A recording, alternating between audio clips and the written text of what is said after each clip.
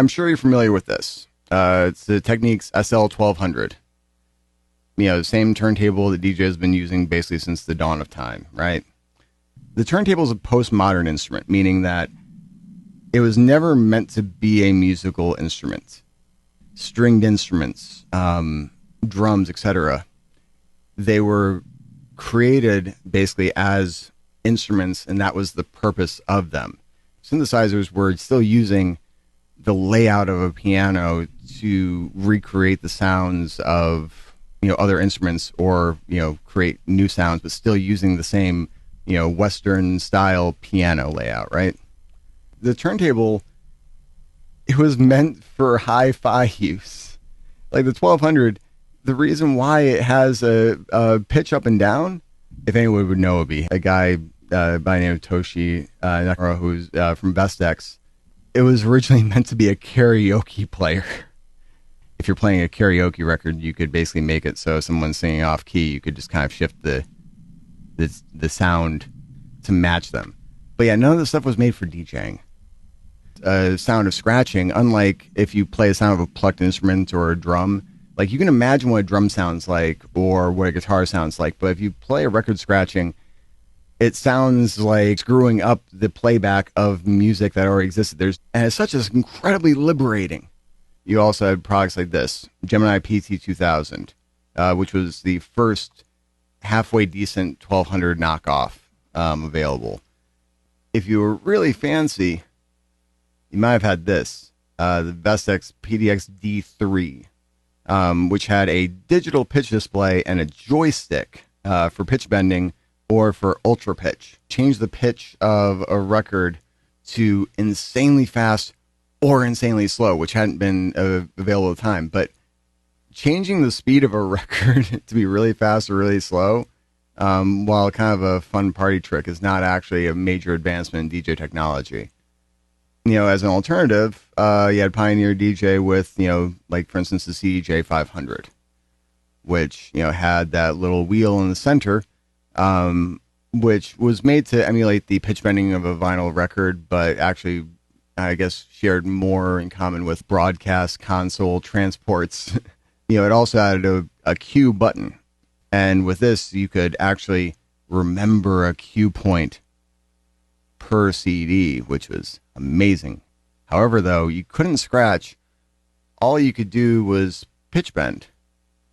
And then it would use this thing called fader start, which would basically just trigger back over and over and over again as designated points. So people would just fake scratch by basically triggering the same point over and over and over again while pitch bending up or down.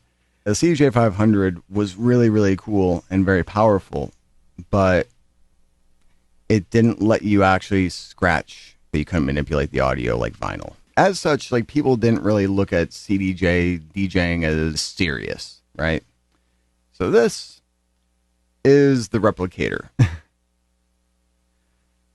This little odd contraption was an optical encoder that sat on top of your turntable.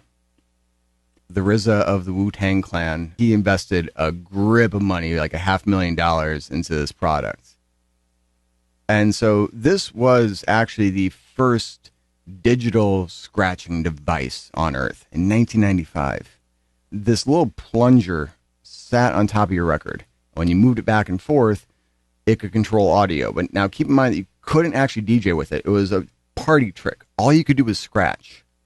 Because what you would do is you would actually play audio from an external source, and then you could basically grab the audio and scratch it live. It was like arguably the very first version of slip mode. And this could all be yours for the low price of $5,000. Even though they had made their prototypes initially in 1995, their first showing in public was in Music Messe of 2001 in Frankfurt, Germany. If you've ever heard of the NAMM show, which is one of the big music trade shows where everyone shows their new gear, Music Messe is basically the European version of that.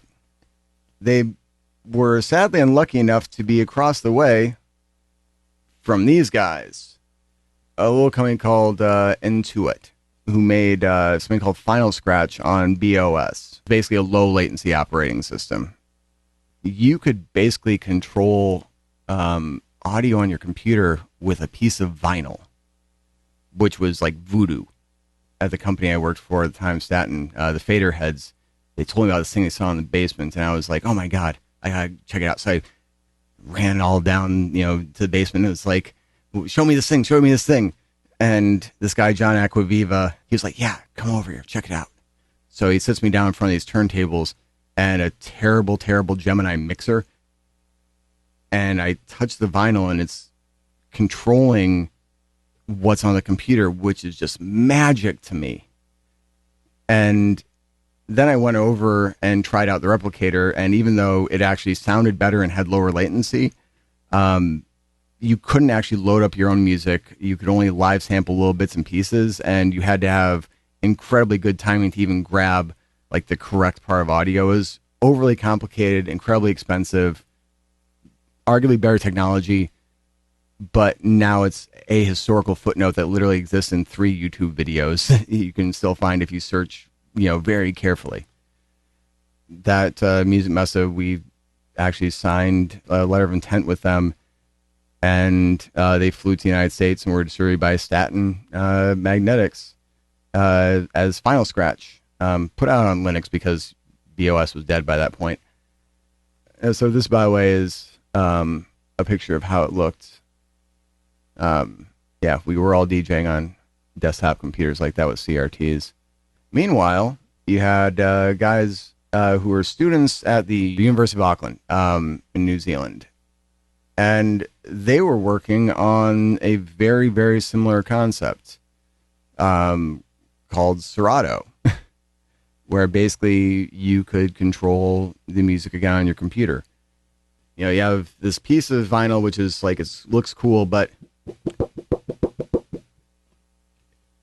it's not made to last. And you have a needle that drags in the groove. If you put, say, for instance, digital time code or SMPTE or something like that, it will most likely eventually burn out. How do you get around that issue, right?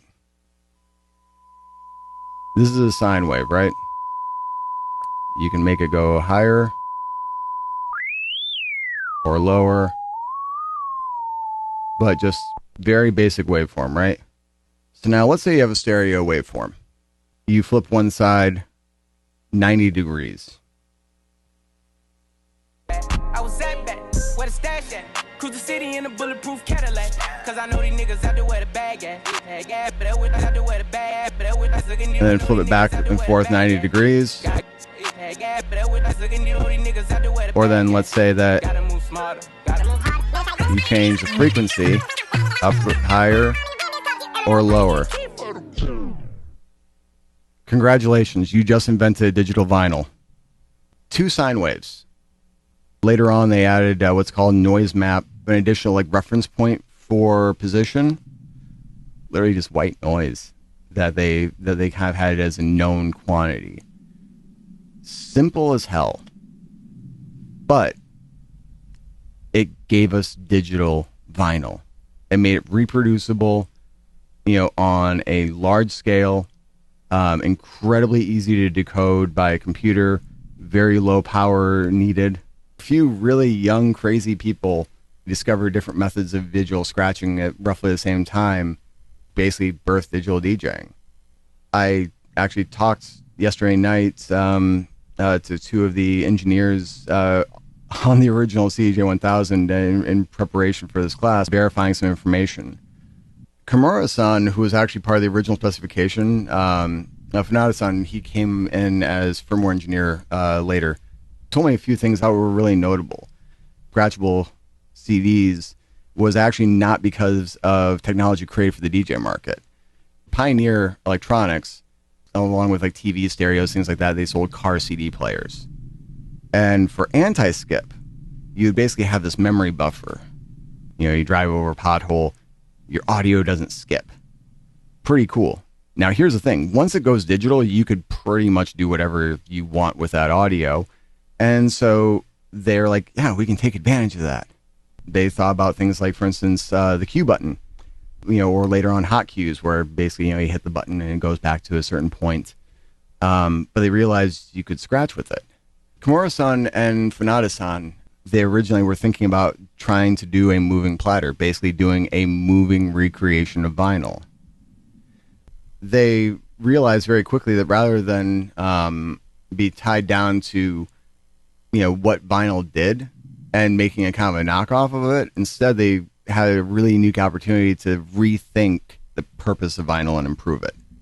If we're trying to recreate the sound of manipulating vinyl and the feeling of manipulating vinyl, what does that mean? So this is the original CJ1000 jog wheel patent, right? And you'll notice it has these little dimples on the side. That was actually for grabbing the side of the jog wheel and pitch bending up or down.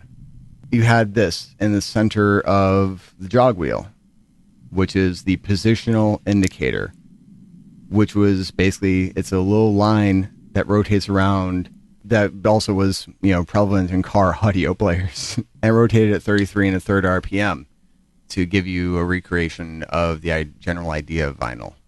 Right here is the CJ3000, right? It's incredibly powerful compared to what the original CDJ had. I mean, waveform display, hot cues, touchscreen, all this cool stuff, right? However, though, it still has the same loop buttons, still has the same cue and play buttons. This little indicator line right here is basically just an evolution of that same patent. And the sides of the jog wheel are exactly the same as the original CDJ. Just for reference, even though this is much older than the CDJ, this is a CJ850, which body shape wise is very similar to the CJ1000. It's still basically the same kind of DNA. These young Japanese engineers, they were just trying to create a better method of scratching. Funada-san, he said that the reason why he wanted to be on the project is because he just wanted to scratch digital audio. And at the time, there was no digital vinyl. They're DJs, and they just happened to be working on digital audio. But Kimura-san says, I've been doing this job since the start because I like to make professional DJs' wishes come true and surprise them. But just so profound and just sweet. Funada-san said, we've been in charge of many products, but we've developed functions based on users' needs. Our job is to correctly understand the user's needs and make them functional.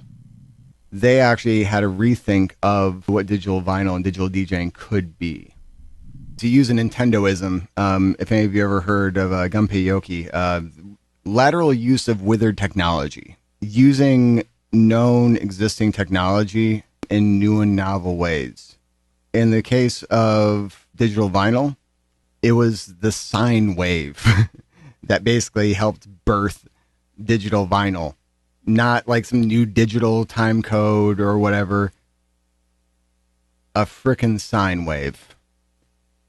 In the case of the CDJ, rather than engineer a new motor at the time, they basically just used a jog wheel, which was a known quantity for many years in the broadcast and recording world. And they adapted the sides of it and the top of it to feel like vinyl, and the tension of it to spin the same as vinyl. So when you're moving it back, even though this is not moving, these feel the same. That's very intentional. Audio buffering from car audio heads. There's going to be so many things that you do going forward where you can overthink it and get really complex, and I'm sure that whatever solution you think of will be really, really good. But please always remember, think about not what you're trying to achieve in the end, but individually, what are the major issues you're trying to solve? Try to find the simplest, most repeatable solution to solve it. The winners were the ones that kept it simple.